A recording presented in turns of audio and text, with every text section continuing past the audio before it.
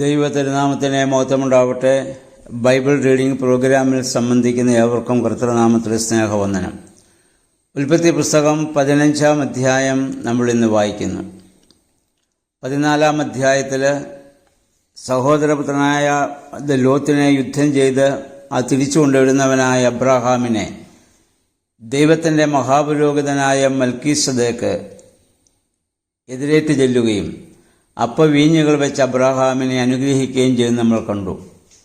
ഈ മൽക്കീസദേക്ക് നമ്മുടെ കർത്താവായ യേശുക്രിസ്തുവാകുന്ന മഹാപുരോഹിതൻ്റെ പഴയ നിയമത്തിലെ ഒരു നിഴലായി നമ്മൾ മനസ്സിലാക്കുകയും ചെയ്തു.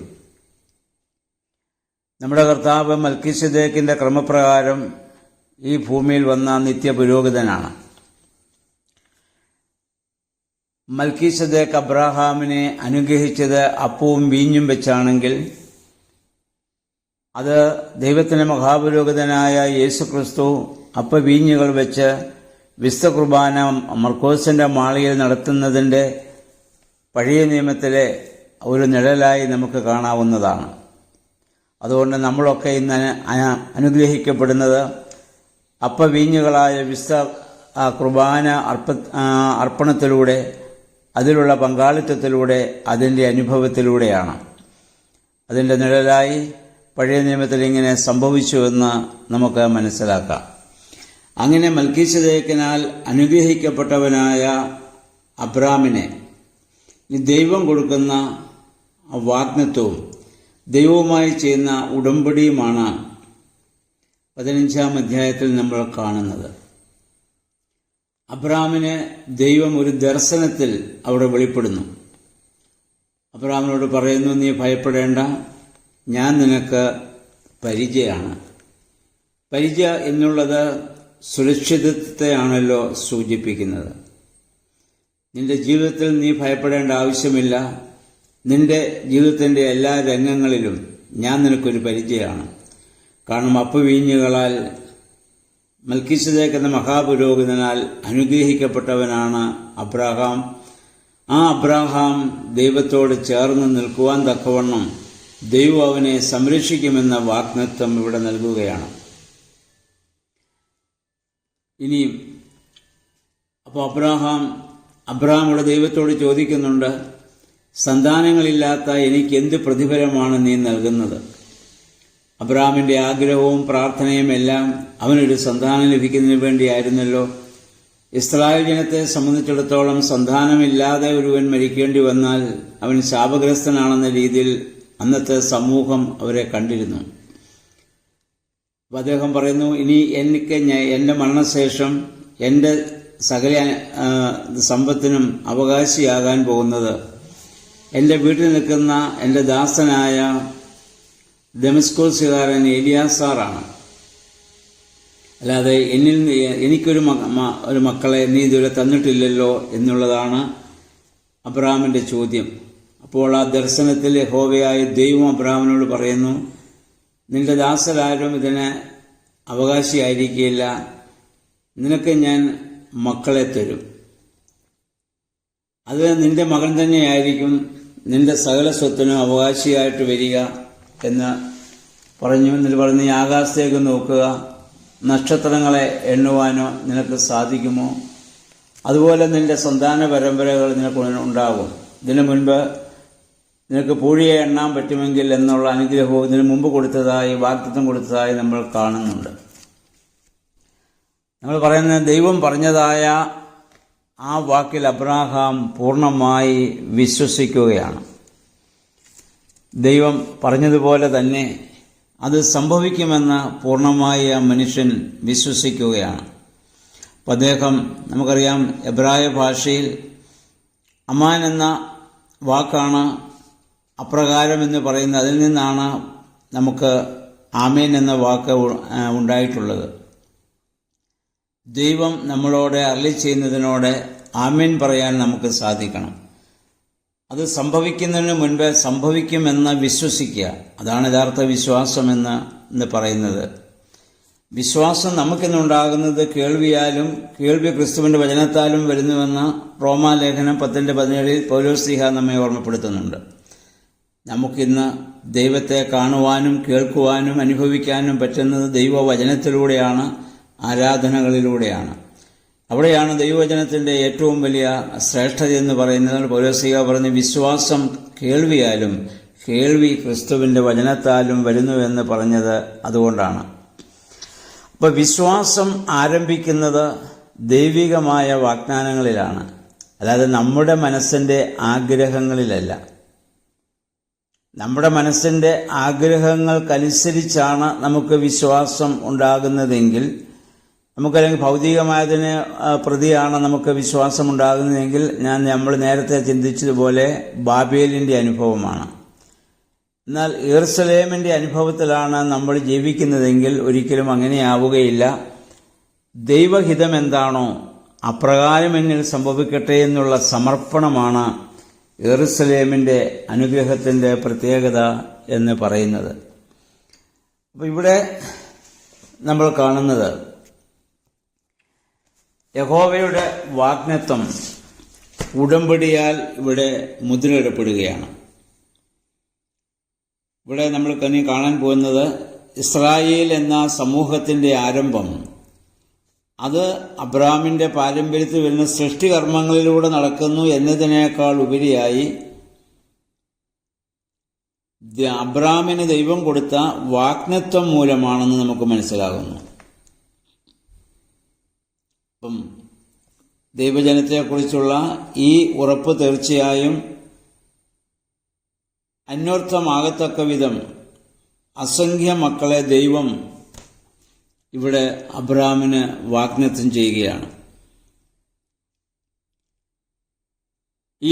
ആ ദൈവത്തിൻ്റെ വാഗ്ദത്തത്തോടുള്ള അബ്രാമിൻ്റെ പ്രതികരണമായിരുന്നു അവൻ്റെ വിശ്വാസം. അതുകൊണ്ടാണ് പൗലോസ്ലീഹ പറഞ്ഞത് നമുക്ക് രക്ഷ സാധ്യമാകുന്നത് ദൈവത്തിൻ്റെ കൃപയോടുള്ള മനുഷ്യന്റെ വിശ്വാസമാണെന്ന് പറയാൻ കാരണം അതാണ്. അപ്പോൾ ചരിത്ര സംഭവങ്ങളിലെ ദൈവികമായ പ്രവർത്തനങ്ങളിലും അവിടുത്തെ വാഗ്ദത്തങ്ങളിലും ഉറച്ചു നിൽക്കുന്ന മനോഭാവമാണ് വിശ്വാസം എന്ന് പറയുന്നത്. അബ്രഹാം അങ്ങനെ വിശ്വസിച്ചത് അവന് നീതിയായി കണക്കിട്ടുവെന്ന് നമ്മളിവിടെ വായിക്കുന്നു. കാണുന്നതിന് മുൻപ് അങ്ങനെ സംഭവിക്കുമെന്ന് പൂർണ്ണമായി വിശ്വസിക്കുക. അതാണ് നമ്മുടെ കർത്താവ് നേരത്തെ പറഞ്ഞതുപോലെ ശിശുതുല്യമായ വിശ്വാസം അത് തന്നെയാണല്ലോ.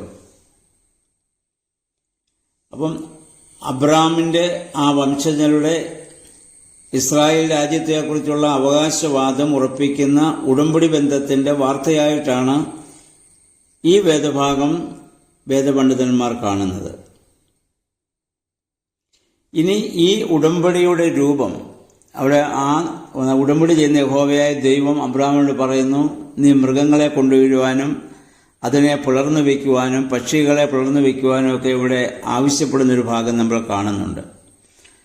ആ കാലത്തുണ്ടായിരുന്ന ഒരു ഉടമ്പടിയുടെ രൂപമായിരുന്നത് രണ്ട് വ്യക്തികൾ തമ്മിലുള്ള ഒരു ഉടമ്പടി ഉറപ്പിക്കുമ്പോൾ ഇപ്രകാരമാണ് അക്കാലത്ത് ചെയ്തു വന്നിരുന്നത്. അങ്ങനെ ആ സമൂഹത്തിൽ നിലനിന്നിരുന്ന ആ കർമ്മത്തിലൂടെ യഹോവയായ ദൈവം അബ്രാമുമായി ഒരു ഉടമ്പടി ഇവിടെ ഏർപ്പെടുകയാണ്. ഇത് വിശുദ്ധ വേദപുസ്തകത്തിൽ ഈ ഉടമ്പടിയെക്കുറിച്ച് ഇപ്രകാരമുള്ള ഒരു ഉടമ്പടിയെക്കുറിച്ചുള്ള സൂചന പിന്നെ നമ്മൾ കാണുന്നത് യിരെമ്യാ പ്രവചനത്തിൽ ആണ്. യിരെമ്യാ പ്രവചനത്തിൻ്റെ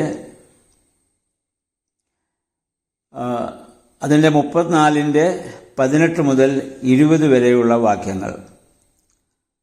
കാളക്കുട്ടിയെ പുലർന്ന് ആ പുലർപ്പിനിടയിലൂടെ കടന്ന് എന്നോട് ചെയ്ത ഉടമ്പടി ലംഘിച്ചവരെ, ഉടമ്പടിയുടെ നിബന്ധനകൾ പാലിക്കാത്തവരെ ഞാൻ ആ കാളക്കുട്ടിയെ പോലെ ആക്കും എന്ന് പറഞ്ഞാൽ അതുപോലെ ഞാൻ അവരെ കീറിമുറിക്കും എന്നുള്ളതായ ഒരു പ്രവചനം യിരെമ്യാ പ്രവചനത്തിൽ പിന്നീട് നമ്മുടെ വേദപുസ്തകത്തിൽ കാണുന്നുണ്ട്. അല്ലാതെ ഇപ്രകാരമുള്ള ഇതിൻ്റെ സൂചന വേറെങ്ങും നമുക്ക് കാണാൻ സാധിക്കുന്നുമില്ല.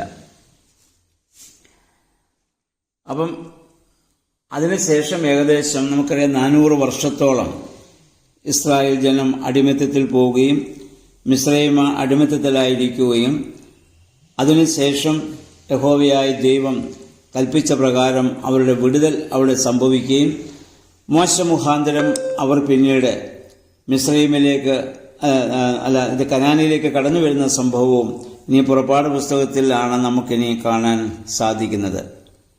അപ്പം അബ്രാമിന്റെ വംശത്തിലുള്ളവർ മോശയ്ക്കും മോശയുടെ നേതൃത്വത്തിൽ അത് നടന്നതായ ആ പുറപ്പാടിനും വളരെ മുമ്പ് തന്നെ അബ്രാമിന്റെ ദൈവവുമായൊരു ഉടമ്പടിയിൽ ഏർപ്പെട്ടിരുന്നുവെന്ന് ഈ വാക്യങ്ങൾ നമുക്ക് വ്യക്തമാക്കി തരുന്നുണ്ട്. ദൈവം അവർക്കൊരു ദേശം വാഗ്ദാനം ചെയ്യുകയും അന്നത്തെ പുരാതന മനുഷ്യർക്ക് അന്ന് നിലവിലിരുന്നതായ ഒരു കർമ്മങ്ങളിലൂടെ അത് അവർക്ക് ഉറപ്പാക്കി കൊടുക്കുകയും ചെയ്തു. നമ്മൾ വായിക്കുന്നു, അതിനുശേഷം സന്ധ്യ വരെ അബ്രാം അതിനുവേണ്ടി കാത്തിരുന്നു. സന്ധ്യയായപ്പോൾ അബ്രാമിന് ഒരു ഗാഢനിദ്ര വന്നു. കാരണം ദൈവത്തെയും ദൈവികമായ പ്രവർത്തനങ്ങളെയും മാനുഷികമായ രീതിയിൽ ഉൾക്കൊള്ളുവാനോ അതിനോട് പ്രതികരിക്കുവാനോ പലപ്പോഴും മനുഷ്യന് സാധിച്ചെന്ന് വരില്ല. അപ്പം അങ്ങനെ ആ ദൈവികമായ ദർശനമുണ്ടാകുമ്പോൾ പലപ്പോഴും മനുഷ്യർ അസ്തപ്രജ്ഞരായിട്ട് മാറാറുണ്ട്. പല ഭാരതീയ ക്രിസ്തീയ വിശുദ്ധന്മാർക്കും ഈ അനുഭവങ്ങൾ ഉണ്ടായിട്ടുള്ളതായി വായിച്ചിട്ടുണ്ട്. സാധു സുന്ദർ സിംഗിനും ക്രൈസ്തവ ദൈവശാസ്ത്രജ്ഞനായിരുന്ന അതിൽ ശ്രേഷ്ഠനായിരുന്ന ഭാരതീയനായിരുന്ന അപ്പസ്വാമിയുടെ പിതാവിനൊക്കെ ഇപ്രകാരമുള്ള ദർശനം ലഭിച്ചതായി നമ്മൾ വായിക്കുന്നുണ്ട്. പൗലോസ്ലീഹായ്ക്കും സ്വർഗീയമായ ദർശനമുണ്ടാവുകയും മൂന്നാം സ്വർഗത്തോളം എടുക്കപ്പെടുകയും ഒക്കെ ചെയ്ത കാര്യം പൗലോസ്ലീഹായും അത് പറയുന്നുണ്ടല്ലോ. അപ്രകാരമുള്ള ഒരു ദർശനം, ഒരു അനുഭവമാണ് ഒരു ഗാഢനിദ്ര ഇവിടെ ഉണ്ടാകുമ്പോൾ അബ്രാമിനിവിടെ ഇത് സംഭവിക്കുക. അപ്പോൾ അത് നമ്മൾ 17-ാം വാക്യം മുതൽ നമ്മൾ വായിക്കുന്നു. സൂര്യൻ അസ്തമിച്ച് അന്ധകാരം വ്യാപിച്ചപ്പോൾ പുകയുന്ന ഒരു തീച്ചൂള കാണാറായി ജ്വലിക്കുന്ന ഒരു തീനാളം പുലർന്നിട്ടിരിക്കുന്ന കഷണങ്ങളുടെ നടുവിലൂടെ ഇത് കടന്നുപോയി. അന്ന് യഹോവയായ ദൈവം അബ്രാമിനോടൊരു ഉടമ്പടി ചെയ്യുകയാണ്. ഇവിടെ തീച്ചൂള പിതാവായ ദൈവമായും കടന്നുപോയ ആ തീനാളം യേശുതമ്പുരാനായി നമുക്ക് കാണാവുന്നതാണ്. കാരണം ദൈവം അഗ്നിയാണ്. മോശയ്ക്കും ദൈവം ആദ്യം പ്രത്യക്ഷപ്പെടുന്നത് ഇത് മരുഭൂമിയിൽ അഗ്നിയുടെ നടുവിലാണല്ലോ.